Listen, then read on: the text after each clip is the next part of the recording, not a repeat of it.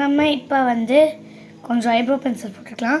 இது வந்து கேரமேயோட eyebrow pencil போட்டுக்கலாம். நம்ம ரொம்ப குட்டியாக போட்டு வச்சுக்கலாம். அப்படியே விங்ஸும் போட்டுக்கிட்டேன், குட்டி குட்டியாக போட்டுக்கிட்டேன். அதுக்கடுத்தது என்ன போட போகிறேன்? ஆக்சசரிஸ் தான் போட போகிறேன், பார்த்துடலாம்.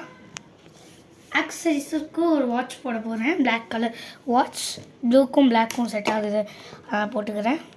அடுத்த ஆக்சசரிஸ் பார்த்திங்கன்னா சில்வர் செயின் போட்டுக்கிட்டேன்.